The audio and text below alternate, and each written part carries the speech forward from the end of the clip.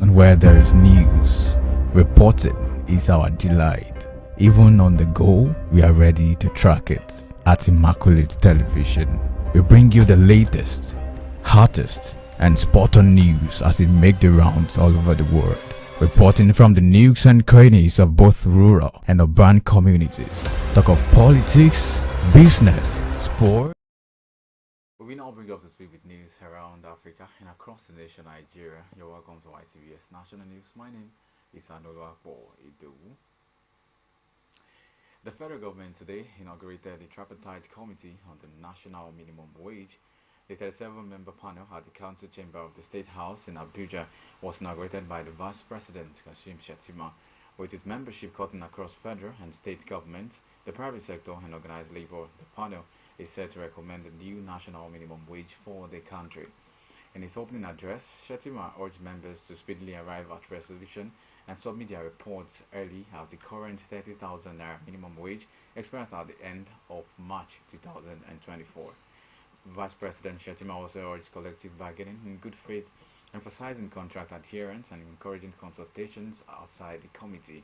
Consequently, the Minimum Wage Act of 2019, signed by former President Muhammadu Buhari, empowers the committee to deliberate and come up with an agreed wage which would be eventually ratified by the National Assembly after due legislative scrutiny.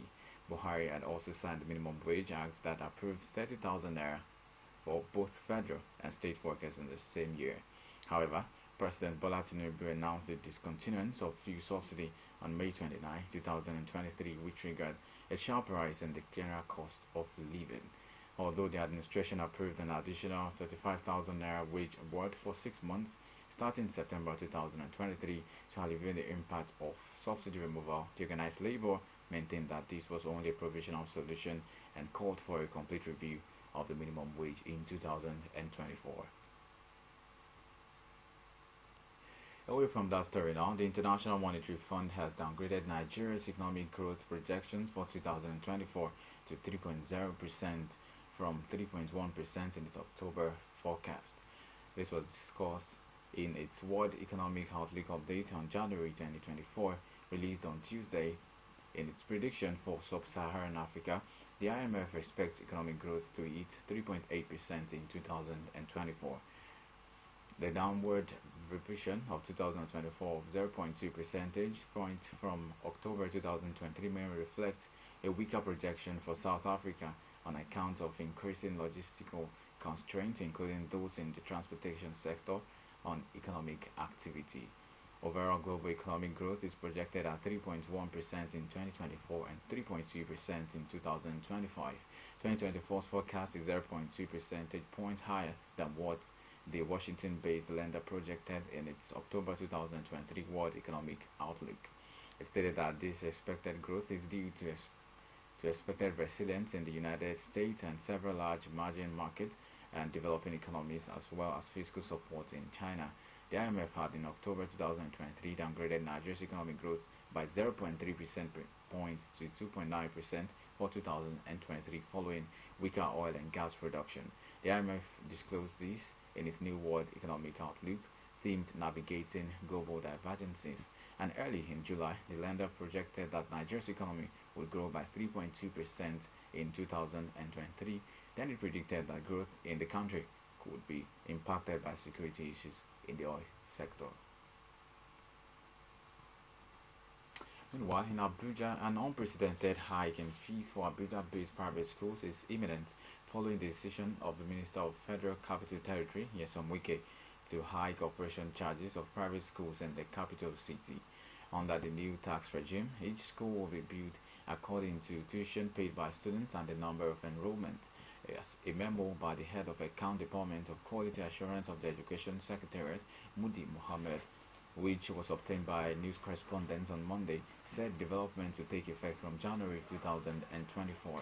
Meanwhile, the National Association of Private School Owners and the FCT, in a letter written to the Education Secretariat, noted that such a tax review at the time when the federal government had promised to eliminate multiple taxes would only increase the cost of education beyond the reach of many parents, thus adding to the population of out-of-school children.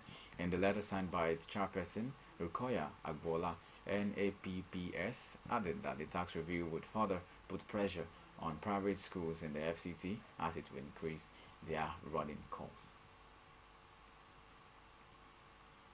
And jetting down to your state now, where the Ibadan traditional chieftaincy title holders, otherwise known as Mogajis, today sought the support of governors of Southwest states in tackling kidnapping.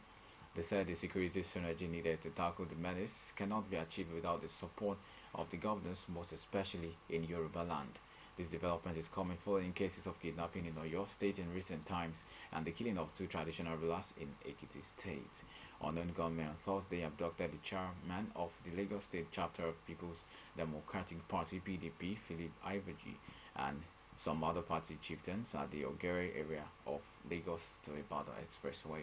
Also, two traditional rulers were reportedly abducted on Monday by suspected kidnappers in Ekiti State while they were returning from a meeting in Irele, Ekiti. A statement by the president of Mogajis of Ibadan Land, Mogaji Asimiyu Adepojo Ariori, and coordinator Ibadan Compound Peace Initiative Nuruddin Akiade in Ibadan, the state capital, said the resurgence of kidnapping and other criminal activities in Nigeria, especially in the southwest zone, called for a serious concern. The traditional ruler said the rate of kidnapping in the last few months across the nation, which is gradually engulfing into the southwestern part of the country, should be a concern to residents. The Mogajis further stressed that Ibadan, as a great way to other southwest states, would not fold its arms and allow menace to continue.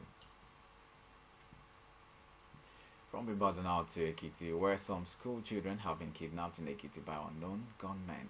The government reportedly abducted 6 pupils and 3 teachers of a private school and their bus driver while returning from Eporo, Ekiti on Monday night. According to a post by Ekiti Trends on its X on Tuesday, today, the incident involved students from Apostolic Faith School in Ekiti. But hours after the incident, the Ekiti state government called on residents of the state not to despair as security has been stepped up to rescue them. The Ekiti State Governor, Mr. Biodun Oyèbánjí, urged citizens of the state not to despair over Monday's kidnapping of some school pupils and their teachers in Embure, Ekiti. And in a statement issued on Tuesday today, the governor assured that the efforts are on to rescue the children and their teachers. Oyèbánjí also described the kidnap as callous and unacceptable, saying nothing would spare them from rescuing the victims. And in Edo State, the People's Democratic Party has cleared all the 10 screened aspirants for Edo's party's governorship primary scheduled for February 22nd. The Independent National Electoral Commission (INEC) fixed September 2021, 2024 for the state governorship election. The nomination form was sold for 30 million naira, while the expression of interest form was 5 million naira. PDP's sale of forms that began on January 17, 2024 ended on Thursday. However, the 10 aspirants were screened by the screening committee headed by the governor of Plateau State, Caleb Mutfwang, on Monday at the PDP national headquarters, popularly called Wadata Plaza in Abuja.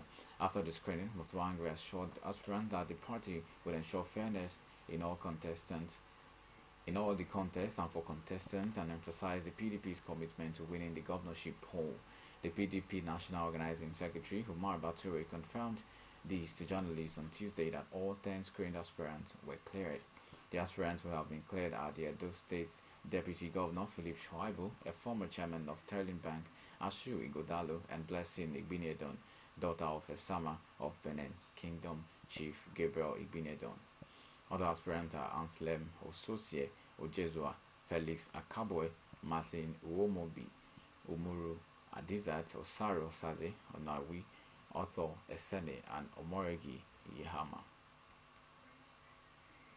And in Kogi State, the Kogi State Governor Usman Dodo has denied a report claiming that the state government approved the establishment of the office of immediate past governor for his predecessor, Yahaya Bello. A report on Monday claimed that Ododo approved the establishment of Bello's office to be domiciled in the government house. According to reports, the development will give Bello daily access to the running of the state. Bello handed over to Dodo last Saturday as the state governor, and reacting to the reports in a statement by his chief press secretary Oladele John on Tuesday, the governor described it as fake adding that it was the handiwork of psychotic mischief makers. Ododo, however, urged the public to disregard the report, saying that laughable report was concocted to create disaffection and mislead the public, but the authors failed woefully to confuse intelligent Nigerians. It's news around Africa and across the nation Nigeria. You are still on to the national news on Immaculate Television. And now in sports. Ahead of Friday's Africa Cup of Nations quarter-final clash with Nigeria, players of the Angola national team have been awarded with a cash and material gift. The Palancas Negras, who are fresh off a commanding 3-0 victory over Namibia in the round of 16, were also promised cash gifts if they advance to the final. As reported by Angola press agency Banco Angolano de Investimento, a bank in Angola, announced that it will reward each Angola player and coaching staff with a sum of 5 million kwanzas, equivalent to approximately 5.41 million naira. Agundalo James, the president of the board of directors of Unitel, a private Angolan mobile phone company, also gave an iPhone 15 with free calls, SMS, and internet for a year to every member of the Angolan delegation in Cote d'Ivoire. The company's Sodium EP also pledged a substantial amount of $250,000 to both the national team and technical team if Angola secured the spot in the final of the 24th edition of the Nations Cup. The Super Eagles of Nigeria will face Angola at the Felix Houphouët-Boigny Stadium in Abidjan on Friday, February 2, 2024 by 6 p.m. Both teams come into this match with an unbeaten record in the tournament. And before we end the news today, remember that you can stream our live programs on multiple digital platforms. For iPhone users, Limex World TV app is where to find us, and for Android users, NetNiger TV app is where we are. Once and again, thank you for joining. My name is Adoloa Boido, and on behalf of the entire news production crew as well as executive producer of this newscast, Itayo Folorunsho, thank you for joining. Do enjoy the rest of your day. Bye. Make the rounds all over the world, reporting from the nooks and crannies of both rural and urban communities. Talk of politics, business, sports, entertainment, events, and many more. You can trust us with your airtime and view time, because we are binoculate. We are Immaculate Television.